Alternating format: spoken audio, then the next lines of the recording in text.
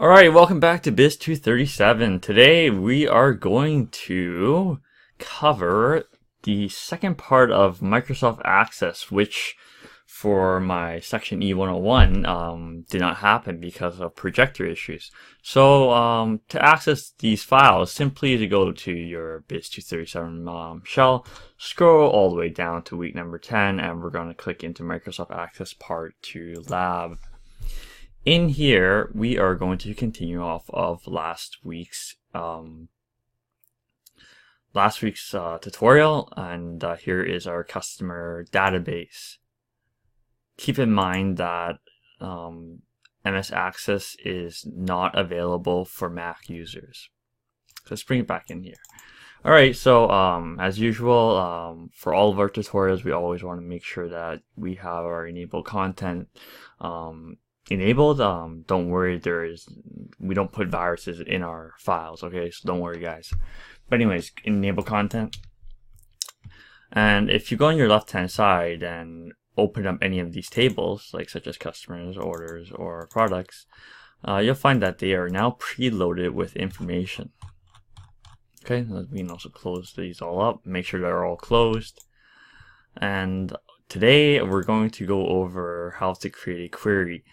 Keeping in mind that last week we focused on creating tables from scratch and a database from ground up.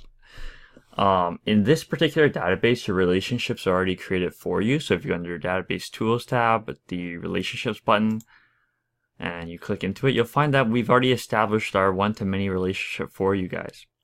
In your actual assignment number 2, you will not be given this. You will not be given these relationships pre-made. You will have to create it on your own. In this video, I am not a relationship guru, so I'm only a query guru for MS Access queries, so we'll leave relationships for another time. So we're going to close this. We're going to create our query. And essentially, think of these tables on your left-hand side as MS Excel spreadsheets that were preloaded into MS Access. We're not going to create tables this time. We're going to create a query. So go into the Create tab, because we're creating something, Create, Query Design, and in here we have our tables. We can either choose to do everything slowly and double click each one, or we can do it really fast and add all 3. You'll find that I have an extra table, that's all good. We can just right click and remove this extra table. And you'll find that the relationships are already created for us, because we created it previously. So in this lab, essentially the goal is to show sales by customers and by a particular date. So I'm going to shorten it up for you guys just for the sake of making this video under 10 minutes. We're going to go with customer ID from the customers table, last name from the customers table, first name. We're going to go with city. We're going to go with the last update date. We can go with quantity, regular price, and what else do we want? We can just leave it as is, actually. For the sake of this video, we can now run our query, which has elements / fields from 3 different spreadsheets. You run it.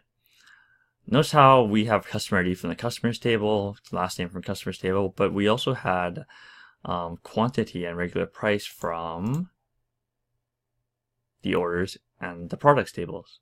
It would be a lot harder to consolidate the data in MS Excel than it would be in MS Access. That's why we're using MS Access today.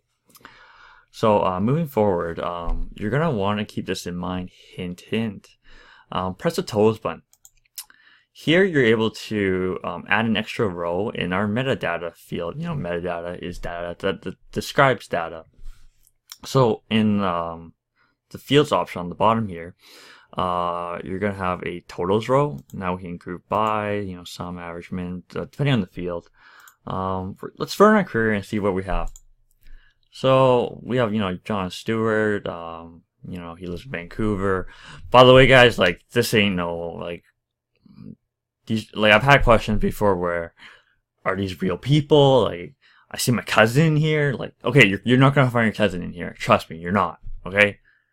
Or At least I don't think so. No, I'm kidding, you're not. Anyways, go back to design view. In here, you're gonna want to create a new thing, either by typing it in here, aggregate sales, or we can have a friendly user experience. Right click into it, zoom, and in here type in the following: aggregate sales, space left colon, no, left bracket, not left colon, left bracket, regular price times quantity. And that's simply what it's going to be. Hint, hint, you're going to need to know this for your final assignment. Click OK. Notice how in Access, this particular field that we just created is not associated with any table because it is a combination of two elements from two different tables. Therefore, there is no origin table for this new element that we call aggregate sales. Let's run our query again. So running it, let's see, aggregate sales, 1 times $799.99 gives us an aggregate sale of $800. Well, 2 times 800 is approximately 1600. So our formula is correct. Just for everyone's knowledge, there is also SQL view. That's what it would look like, but you do not need to deal with SQL view for this course. Go back to the design view. Now, aggregate sales is a sum of all sales. We can also now remove regular price, remove quantity, and for our date, for this tutorial, it's asked that you put in the following: greater than equals to August 1st, 2011, and less than equals to, not an L, we don't take L's in this class, so equals to August 31st, 2011. Click OK, and hashtag some of them. People often ask, why are there hashtags? It's not Instagram, why are there hashtags? Well, it's not a problem at all. It simply tells you that you're correct. So you're correct. So run it again, and we have no data. Let's find out what we did wrong. Aggregate sales. All right. So instead of last update date, we're not going to use that instead. We're going to use order date. So we can add that in. Add it in by double clicking. We can also, if you want to rearrange fields, you can highlight the field that you want to select by hovering over this to create a little bar such that your mouse becomes a black arrow that points downwards. So click that. Now you left click, drag, and move it over to wherever you want it. Let's put it next to city. And now, just for everyone's knowledge, actually, the reason why we had no data for last update date is because if I put that criteria in, restricting it to August 1st to August 31st, and I run it, notice how order date has August dates, last update date has like October dates. Obviously, I'm not going to get anything. So let's get rid of that simply by either right-clicking cut, or you can just highlight it and press the delete button on your keyboard, D-E-L, delete. So there's that. So now for order date, we're going to put in the proper criteria in here. Again, we can choose to type it in there, or we choose to right-click zoom again, greater than equals to August 1st, 2011, and less than equals to August 31st, 2011. And again, we can press OK. At this point in time, let's run our query and see what happens. So again, it's very hard for us to figure out, okay, in terms of aggregate sales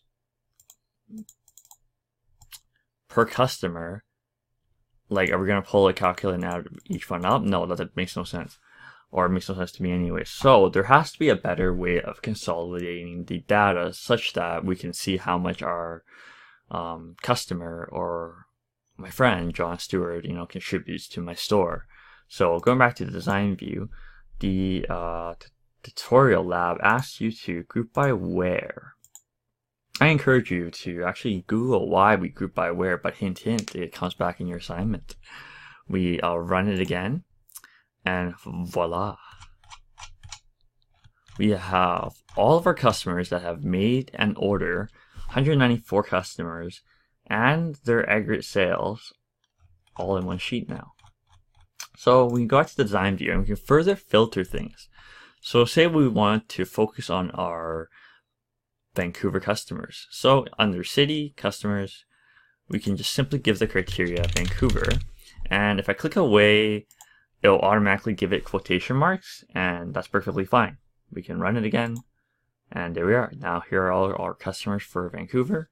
And if we were to sort it by largest to smallest, we find that Derek Tom is our customer that contributes the most money in terms of cash flow to our store. It may not necessarily be profit, so keep that in mind. Hint, hint.